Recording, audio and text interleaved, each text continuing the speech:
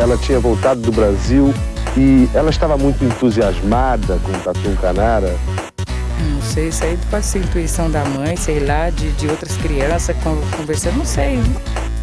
10! Nota 10! O senhor vai gostar, hein? Bebê diabo parou o táxi na avenida. Ao vivo é muito pior. Olá, eu sou o Danilo Corsi. E eu sou a Camila Kintzel. No episódio de hoje vamos falar de algo que ainda não falamos aqui no podcast. Putaria, mas das boas, e não essa do tipo que o excrementíssimo presida vem aprontando no Brasil. Hoje é dia de falar da pornochanchada, um estilo de filme que ganhou força em São Paulo no início da década de 1970 e gerou adeptos e fãs por todo o país. Durante quase 10 anos, nas barbas da ditadura, cineastas colocavam muito sexo e, em vários casos, muita crítica social nas telonas do cinema, até que, nos anos 1980, a coisa descambou total. Mas antes, os reclames dos nossos apoiadores. Primeiro, o SiteGuy.dev. Precisa de um site confiável, um servidor que nunca cai? Então fale com o SiteGuy.dev, ponta firmíssima na hora de desenvolver um site ou até um aplicativo para celular. E diga que ouviu aqui no podcast que você ganha um desconto.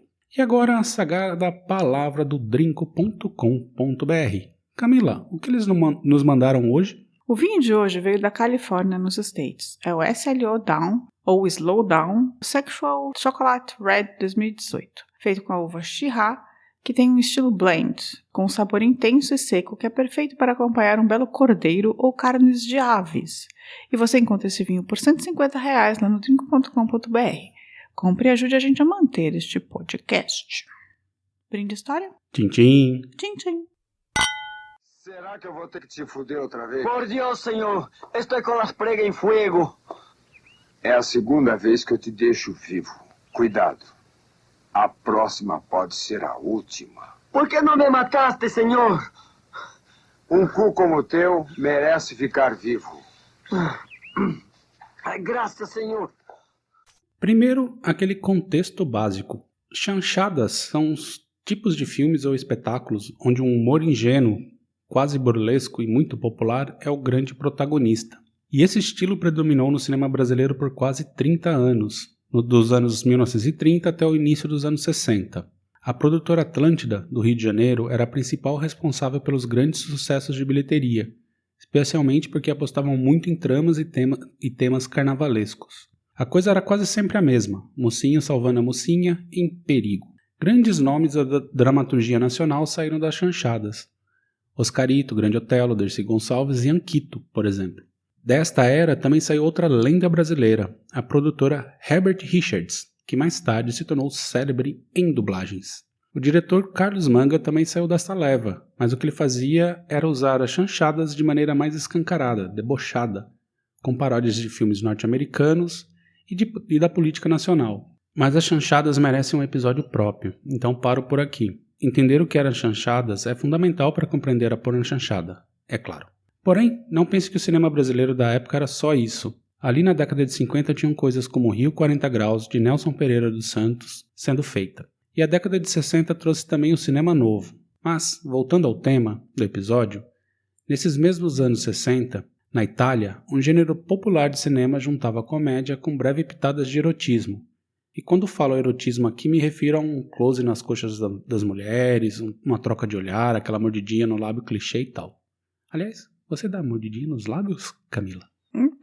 Nunca percebi, não propositalmente, Danilo Corsi. Você que deveria dizer se eu mordo meus lábios na sedução, quando eu tento te seduzir, depois de 15 anos de casado. Bom, aí, ali em 1969, começaram a surgir alguns filmes emulando essa estética italiana. Os Paqueras, de Reginaldo Farias, Memórias de um Gigolô, de Alberto Pieralisi, e Adultério, a Brasileira, de Pedro Carlos Rovai, foram realizados no Rio de Janeiro e seguiam à risca esse estilo italiano. Mas por serem brasileiros, mostram um pouco mais, mas não muito mais. Afinal, estávamos ainda na ditadura e ela tinha acabado de recrudescer. Os Paqueras, por exemplo, além de Reginaldo Farias, tinha também Leila Diniz, que já temos um episódio, Darlene Glória e o onipresente José Leogoy. Além de discretíssimas cenas de sexo e nudez, tinha Roberto Carlos e Mutantes na trilha. Excepcional. A história é um rapaz bom vivant que cai de paixão por uma estudante, filha de seu parceiro de sedução pelas noites cariocas. Já o Memórias de um Gigolô é baseado no livro de Marcos Rey. Acho que até virou uma série da Globo anos mais tarde. Com Richelle, não é? Eu não lembro, mas acho que sim. E o filme traz um vindouro ícone, Jesse Valadão. Aliás, esse filme foi o de maior bilheteria no Brasil no ano de 1970. Memórias de um Gigolô. Aí até mais ou menos 1972 se viveu a era da proto-pornochanchada, por assim dizer, revelando roteiristas e autores como Lauro César Muniz. E aí a coisa começou a ganhar um novo contorno. Na cidade de São Paulo, mais precisamente no centro da cidade, uma área cercada de boates e casas de prostituição, que durante muito tempo havia sido um templo do cinema na cidade, já que empresas gringas como a Paramount, a Fox, a MGM tinham sedes no local nos anos 30 e criaram um nicho de empresas do ramo cinematográfico na área. Mas na década de 70 a realidade era outra, e agora eram os independentes que davam as cartas por ali, o local ficou conhecido como Boca do Lixo. E hoje é mais conhecida como Cracolândia. Assim, onde era a Boca do Lixo antigamente, né? Exatamente. Mas não existia crack na década de 70, eu acho. Não tinha. E essa turma da Boca do Lixo compreendeu muito bem o que estava acontecendo e resolveram dar um passo além. Primeiro, resolveram expandir as temáticas. Ao invés de histórias, digamos, urbanas, ampliaram os estilos. Começaram a fazer western, terror, suspense, além daquilo que herdaram da proto-pornochanchada. Só que agora o humor era abertamente escrachado. A nudez, especialmente a feminina, era explorada à exaustão e as cenas de sexo ficaram, digamos, mais realistas, porém não explícita. Tipo, séries da HBO hoje em dia são muito mais explícitas que esses filmes.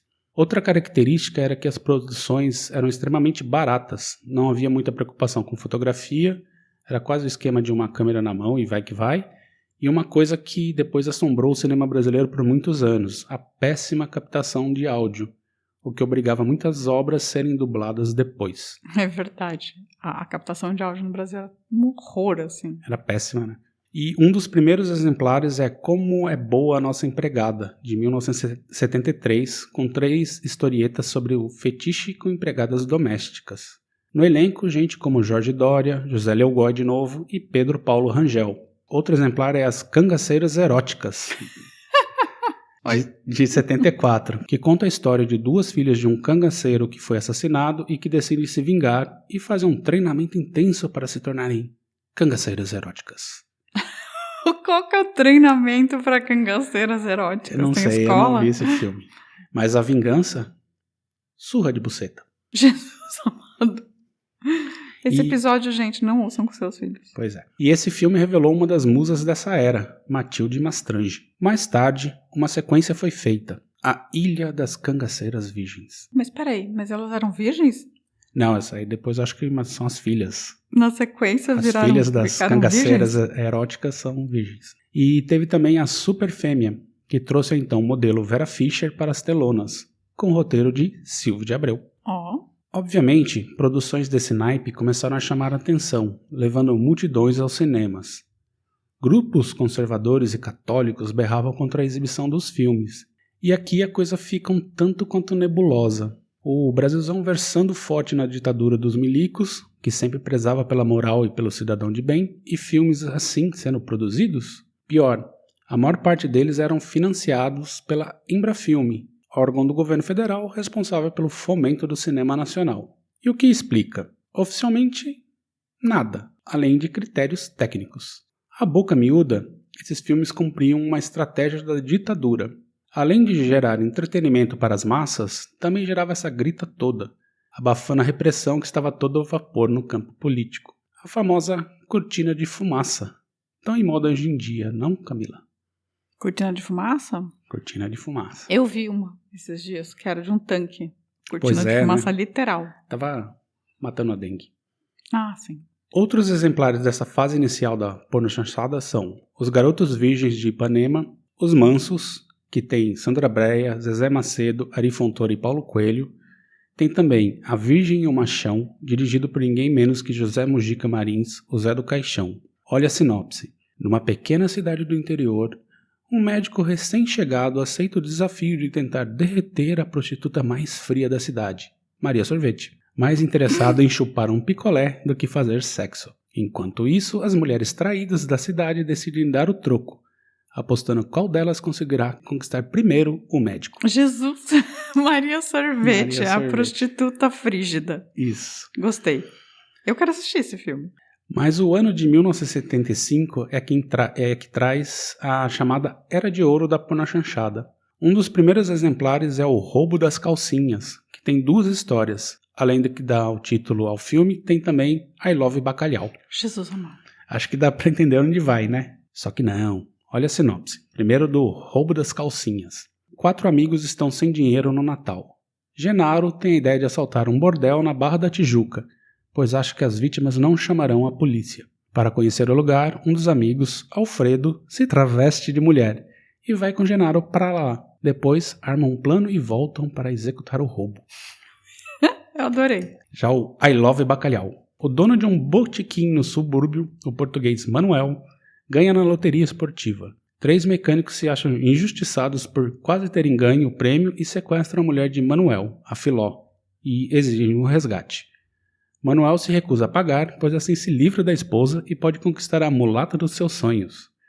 Sabendo disso, Filó combina com os sequestradores inverter o plano, isto é, Manuel terá que pagar o resgate se não quiser vê-la novamente. Eu gostei dessa história. Filó, esperta Filó, hein? Pois é, e o elenco tem Felipe Caroni, Fábio Sabag, Marco Nanini e Leide Francisco. Nossa, Leide Francisco, gente, pelo amor de Deus, isso é da minha infância. Daí veio O Homem de Papel, sobre um repórter que se envolve com o tráfico de armas e com uma mulher perigosa. Elenco, Milton Moraes, Vera Jimenez e Jesse Valadão. Outro é Gente Fina é Outra Coisa, que conta a história de Tadeu, que sai do Nordeste para o Rio de Janeiro a fim de tentar a sorte. Sua aparência e educação garante sempre um bom trabalho. Nas horas vagas, torna-se o predileto das madames e acaba se metendo em confusões sexuais. No elenco, Marieta Severo e Nuno Leal Maia. Nossa, não dá pra levar a sério algo que tem o Nuno Leal Maia, né? E aí teve o blockbuster máximo, A Dama do Lotação, com Sônia Braga, Jorge Dória, Yara Amaral, Paulo César Pereio e, novamente, Nuno Leal Maia, dirigido por Neville de Almeida em 1978, e que é baseado num conto de Nelson Rodrigues. Eu amo esse filme é muito bom. Até hoje, esse filme é a 6ª maior bilheteria da história do cinema no Brasil, contando também os filmes gringos. E teve também Dona Flor e Seus Dois Maridos, de Bruno Barreto, também com Sônia Braga, além de José Wilker e Mauro Mendonça. Genial, esses dois eu assisti. Era de ouro da pornochanchada. Só esses 2 que eu acho que eu assisti. Não, eu assisti mais um. De Gatinhas e Gatões, acho que chama. Não. Calma lá. Ok. Outros exemplares dessa era de ouro são Presídio de Mulheres Violentadas, Mulher, Contos Eróticos, O Convite do Prazer, Bem Dotado, O Homem de Tu e Histórias que Nossas Babás Não Contavam. O Silvio de Abreu, depois de Superfêmea e Gente que Transa, feitos na primeira metade dos anos 70, contribuiu com 2 clássicos da Era de Ouro, A Árvore dos Sexos e Elas São do Baralho, os 2 de 77. Elas São do Baralho. Do Baralho. Só que aí, em 79, esse tipo de cinema já respondia por 30% das bilheterias dos cinemas. Isso começou a incomodar as majors americanas. Mas elas tinham uma estratégia. Se nos Estados Unidos o cinema pornô do cinema já estava em declínio, porque a época das VHS estava começando, o que deu um impulso gigantesco à indústria pornográfica americana, afinal era mais seguro ver uma putaria em casa do que correr o risco de ser visto em um cinema. Com isso, essas distribuidoras começaram a trazer para o Brasil os filmes hardcore, que atingiu a pornochanchada no meio, e também ajudou o fato do Brasil estar em plena recessão. Era o fim da Era de Ouro. Porém, se os 2 golpes não foram o suficiente para matar de vez a pornochanchada, serviu para criar uma cisão profunda. De um lado, um grupo mais purista, que queria manter o estilo. De outro, capitaneados por Davi Cardoso e Ivan Cardoso, que apesar do nome não eram parentes, e o Davi era conhecido como o reino da pornochanchada, eles resolveram incorporar o hardcore explícito em seus filmes. Entendi. Parte pro pornô mesmo. Pornô mesmo. O primeiro grupo meio que se rendeu, ainda que nem tanto, mas também começou a colocar cenas de sexo explícito em seus filmes. Mas há grandes filmes ali. Dá para citar Convite ao Prazer, de Walter Hugo Cury, Os Sete Gatinhos, de Neville de Almeida, Mulher Objeto, do Silvio de Abreu, Bonitinha Mas Ordinária, de Brás Chediak, O Império do Desejo, de Carlos Reichenbach, O Proibidão Amor, Estranho Amor, de Walter Hugo Cury, o famoso filme da Xuxa, e Eu Te Amo, do Arnaldo Jabor, com Sônia Braga, Paulo César Pereio, Vera Fischer e Tarcísio Meira. Isso só para citar alguns.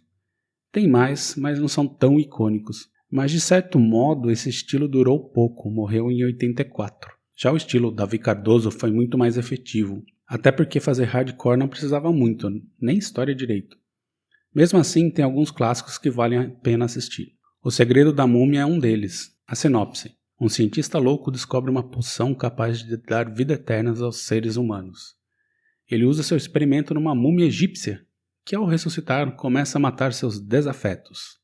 O filme é do Ivan Cardoso e tem Regina Casé, Anselmo Vasconcelos e Evandro Mesquita, em muita putaria explícita. Jesus, uma múmia, o Evandro Mesquita e a Regina Casé no mesmo filme, eu acho que eu preciso assistir isso. Tem também Calçadas Eróticas, do Davi Cardoso, com 3 historietas, uma de um homem sendo seduzido por uma mulher misteriosa, outra sobre a orgia de casais, e a terceira onde um grupo de mulheres punks sequestram e estupram um homem. Ele também fez As 6 Mulheres de Adão, onde um homem canalha é envolvido no jantar onde 6 mulheres tentam castrá-lo como vingança. Uia!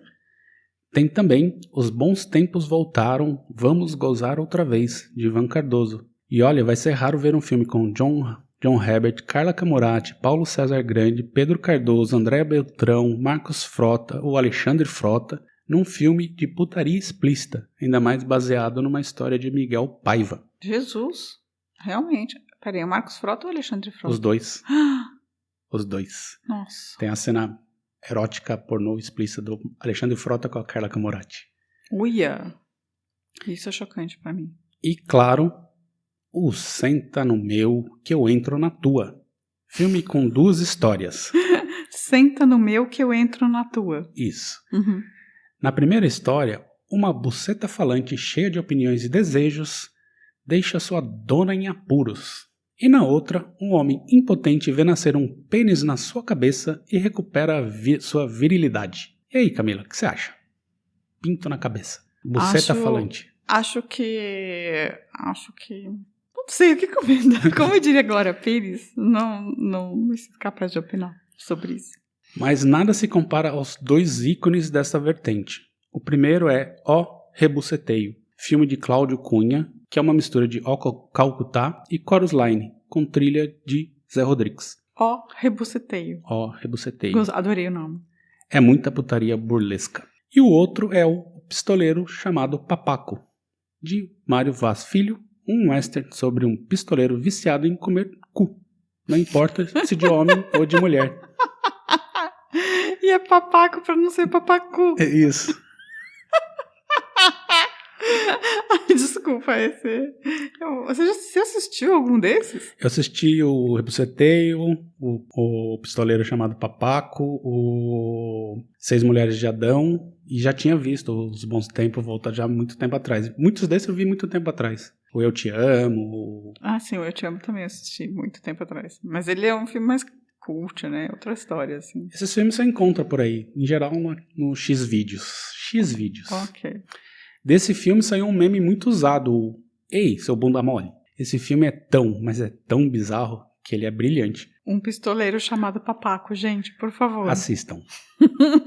Aliás, a Porno Chanchada é um celeiro de frases espetaculares. Tipo o Lima Duarte falando, eu quero saber quem foi que desenhou caralhinhos voadores na parede do banheiro. No Sete Gatinhos. Sete Gatinhos também é uma obra do Nelson Rodrigues, eu acho. Sim, acho que sim. Eu não lembro. Eu assisti esse filme. Também, muito tempo atrás também. Também, muito tempo atrás. E tem tantas frases tão boas que eu vacilei em não anotar. Mas assistam que vocês vão entender. Ah, lembrei de mais uma. O Zé Wilker, em Bonitinha Mas Ordinária. Eu sou um contínuo. Mas o senhor é um filho da puta. Seu filho da puta. Ouçam aí. Vou falar sim. Mas senta. Escuta aqui, Dr. Werneck. E você também, Peixoto. Você. Não é doutor não, tá? Você. Olha, eu não vou mais casar com sua filha, não. Não vou mais, não. E tem mais. Eu largo o emprego. Enfio os 11 anos de estabilidade no rabo. É, no rabo. E tem mais. Eu sou um ex-contínuo. E você é um filho da puta. Seu filho da puta. Por fim, o último exemplar da pornochanchada foi feito em 1988, a famosa Língua de Ouro, de Tony Vieira, onde duas mulheres atraem um jovem para sua casa e, após fazer sexo com ele, o matam e arrancam seu pinto para guardar em sua coleção de rolas. Perpétua. Pois é. E esse filme marca o ponto final da pornochanchada, ainda que essa vertente possa ser considerada proto-brasileirinha, né? Com a diferença que, ruim ou não, ainda havia algum tipo de preocupação com o enredo, né? E aí, Camila? Assistiu muita pornochanchada? Havia muita sala especial da Record? Não via muita sala especial. Eu vi alguma sala especial da Record, que era, nossa, era tipo... Proibidão. Proibidão, né? Quando você era adolescente, isso era proibidão. Mas eu assisti alguns filmes. Eu assisti Sete Gatinhos, Eu Te Amo. Assisti algumas coisas depois de adulta também. Assim, mas esses mais loucões, não. Eu assisti, acho que os que eram baseados nas histórias do Nelson Rodrigues, porque eu tinha certo fascínio. Acho que 1 ou 2 do Arnaldo Jabor. Nunca assisti o da Xuxa. Da Xuxa eu vi, mas há muito tempo. Mas eu lembro que tinha uma polêmica em torno e tal, mas eu nunca assisti. Não vou assistir muitos pornochanchadas. Aliás, eu preciso assistir. Vou assistir um pistoleiro chamado Papaco. É muito bom. Eu amei esse nome.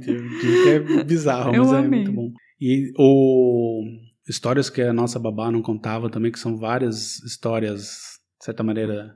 Tem a Branca de Neve e tal, e tem também... Tem o Costinha no filme. Eu assim, trabalhei... É bizarro. Eu preciso dizer que eu trabalhei com um cara... No meu primeiro emprego em São Paulo, eu trabalhei com o Silvio Rinaldi, que ele era um cara que... Ele era o editor, o grande editor dos filmes dos Ganzella e da Boca do Lixo ali. E ele editava todos os filmes de, sabe, essas putaria mais de São Paulo, de produção de São Paulo. E ele falou que os caras faziam um filme assim, era tipo...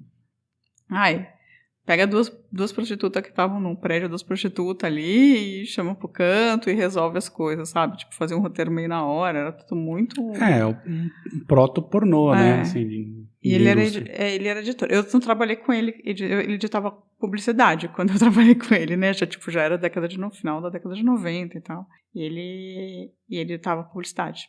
Mas... O que é muito interessante, assim, é que na pornochanchada, foram os primeiros filmes, assim, que abertamente colocavam homem beijando homem, mulher beijando mulher, assim. Acho que, se não me engano, foi a Cristiane Torlone que fez o primeiro beijo lésbico no cinema. E, era de boaça, assim, sabe? Eu acho que talvez uma coisa que também deve ser levado em consideração pro fim da pornochanchada foi o advento da AIDS, né? Porque os anos 70... Mas isso não matou a indústria pornô, né? Não, mas assim, a pornochanchada especificamente, a pornochanchada não era feita só de... Assim, não eram atores pornôs, eram atores, né? Sim. E assim, a década de 70 foi uma época de liberação, mas no final da década de 80 a galera já estava morrendo aos borbotões, né? Aliás, é um episódio que a gente precisa fazer também. A chegada da AIDS ao Brasil, assim. Porque mudou muito em termos culturais e até em termos de como lidar com a sexualidade, né? Uma pena. Mas além disso também, acho que a AIDS ajudou, mas o Brasil também na década de 80 estava lascado, né? Como eu diria, porque assim, a crise econômica estava muito alta, não tinha dinheiro para fazer filme, eles faziam isso a toque de caixa mesmo. Não que já não fizessem antes, mas a coisa piorou. E acho que simplesmente eles não conseguiam viabilizar. E eles não tinham mais bilheteria também, né? Não tinha mais cinema passando tanto, porque a opção era clara pelos filmes gringos de putaria, né? Porque não foi só porque o cinema pornográfico americano era melhor, mas assim, as distribuidoras começaram a trazer esses filmes justamente para matar esse nicho. O Brasil chegou a você ter cinema com 30% da renda sendo de filme nacional, era um espetáculo, assim. Maravilhoso. Podia ter evoluído mais essa indústria, né? Enfim, esse foi o episódio de hoje e agora vamos dar uma pausa e já voltamos com os recadinhos. Puta que eu pariu. Eu quero saber quem foi que desenhou caralhinhos voadores na parede do banheiro. Quem foi? Camila, se alguém quiser estrelar uma pornochanchada, como faz? Volta no tempo. Volta no tempo? Pega uma máquina do tempo, vai até o final da década de 70 e começa a fazer uma pornochanchada. Olha só. Ou cria o anel pornochanchada. Anel e pornochanchada parece já uma pornochanchada. Neo pornochanchada. Neo. Sem o A. Não é tá. anel, é tipo É que você neo. falou anel. Não, porque eu usei o artigo. Tipo, neo, tipo, do Matrix, sabe? Entendi.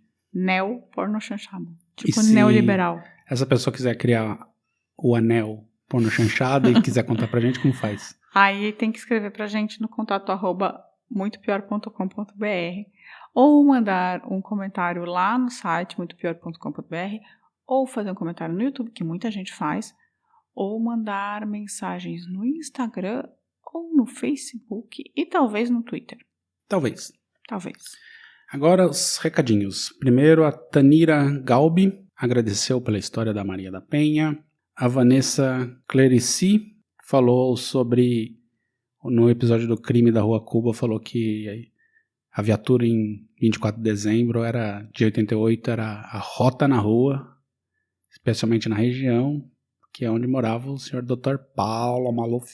Ah, a rota. Vai botar a rota na rua. Isso. Entendi. Aí, também sobre o episódio da Maria da Penha, temos o Fernando José, que falou que o cara foi muito covarde e se surpreende que alguns caras que comprovadamente cometeram crimes ainda consigam despertar interesse em outras mulheres. É bem estranho isso mesmo. Mas assim, uma coisa que eu tava até só aumentando agora, fazendo um comentário sobre o comentário, porque eu falei com a Dani, que foi quem me indicou e mandou o livro e tudo. O crime da Maria da Penha, ele é um pouco peculiar mesmo. A gente chegou a falar isso no episódio, mas assim, reforçando, ele mais tem cara de um true crime, assim, de um crime Discovery real. ID, né? Do que crime de violência doméstica, assim. Ele tava querendo ficar rico, né? O cara tava sendo motivado financeiramente ali, mais do que qualquer outra coisa. É claro que uma coisa não abafa a outra, e que bom que ela sobreviveu, e que bom que ela teve força para conseguir criar uma lei, né, com o nome dela, assim, né, tipo, não conseguir criar a lei, mas assim, tipo, fazer pressão suficiente para que a lei fosse criada. Beneficiou muita gente, né? Mas, assim, o caso é estranho, assim, não é um caso normal de violência doméstica, eu não acho que seja o comum, assim. E o Fernando também falou que ele pensou que a história foi criar, que a gente contou essa história porque tá completando 15 anos da lei, né? Nossa, eu sou péssima com essas coisas, mas foi por isso mesmo, Fernando. Se você tá dizendo, foi por isso mesmo. Aí sobre o massacre de Realengo, Cabeça na Lua falou que acha que ao contrário, são homens fracos e recalcados que praticam violência. Nosso documentário estava bom até essa lacração do caralho. Provavelmente foi aquele momento que a gente tava falando sobre os incels. Eu não sei o que essa pessoa tá dizendo, eu acho que ele precisa colocar a cara na lua mesmo, ou no sol. Aí o Eugênio Kishi deu uma resposta, nossa resposta para ele, né, que ele tinha falado sobre o transporte brasileiro, aí a gente falou sobre que seria bom o Brasil ter um serviço de trens rápidos e eficientes, e aí ele ficou meio bravo, assim, aparentemente, ele é contra o projeto de trem-bala, a gente nem falou de trem-bala, né, a gente só falou de trem rápido. Não, é só trem rápido mesmo. Do canalha do Aloysio Mercadante e tal, blá blá blá, falando da elite do Rio de São Paulo, Campinas, que sempre vivem às custas dos nordestinos, que eu concordo, acho que sim, os estados do sul exploram o Nordeste demais, precisamos rever isso aí. Sim, mas ninguém disse que não era pra ter trem no Nordeste, isso que eu não entendi também. Eu também não entendi, assim, acho que na verdade ele estava entendendo que, sei lá, que a gente tenha dado a entender do projeto do trem-bala, que é juntar o Rio, Não, o que a gente São estava falando é Paulo, que devia ter uma malha ferroviária mais decente. No país inteiro, inclusive né? com transporte de passageiro por todo o país, assim, como a gente mora na Europa, né, assim, tipo... não tô falando a gente mora na Europa, porque eles moram na Europa, mas assim, é porque tem trem, assim, e funciona muito. Meio que você vai aqui, a gente mora em Berlim, a gente pode ir para quase qualquer outra capital todas as capitais da Europa. Nem todas. Não, a gente tem que fazer conexão e tal, mas você pode, se você não quiser ir de avião, você pode ir de trem tranquilamente. É mais longe, tem viagens que são Demora mais tal, demoradas e tal, mas quase todas. Não dá pra ir Dá pra ir pra Moscou, dá. Mas Dá não pra ir pra Madrid, dá. Não dá pra ir pra Valetta, que é a capital de Malta, porque Malta é uma ilha. Mas aí...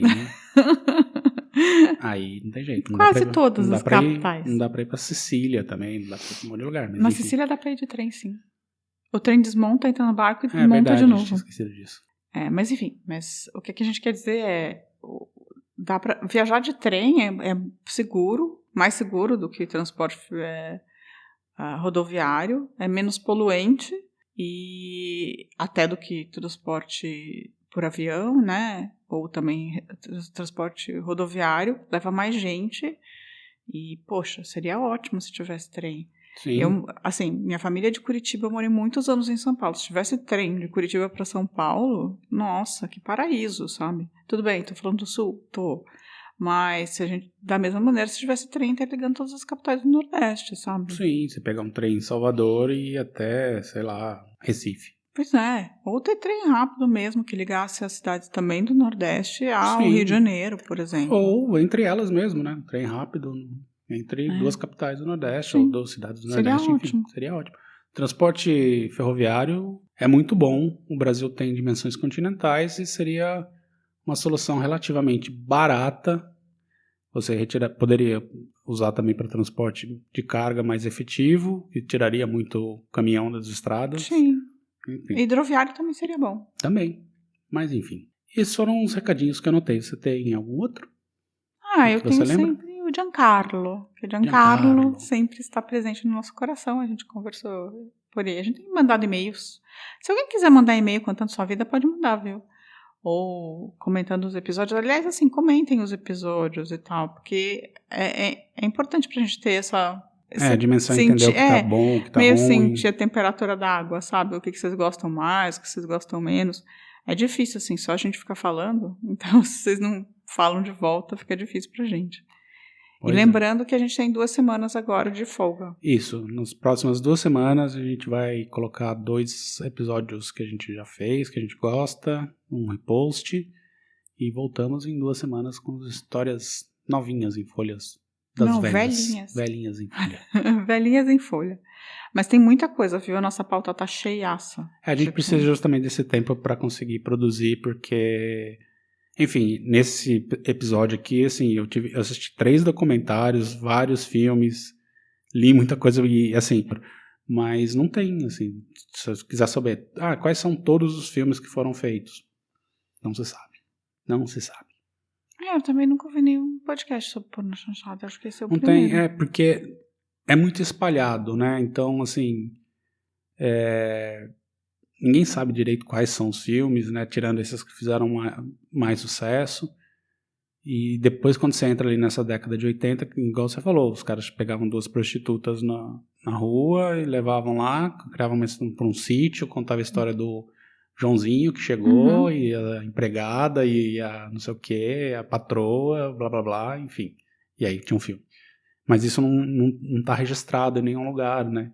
Historiadores, por favor, dediquem-se a porno chanchada. Pois é. Tem alguns livros, mas esses livros, infelizmente, eu não consegui pegar por motivos de não encontrar para comprar. Acontece também. Bem, gente, acho que... É isso. Semana que vem estaremos de volta. Um beijo. Não estaremos de volta semana. Daqui a 2 semanas estaremos de volta. Daqui a 2 semanas estaremos de volta. Um beijo. Tchau, tchau. Tchau. A vida é muito pior. Esse episódio é um oferecimento de trinco.com.br e siteguy.dev.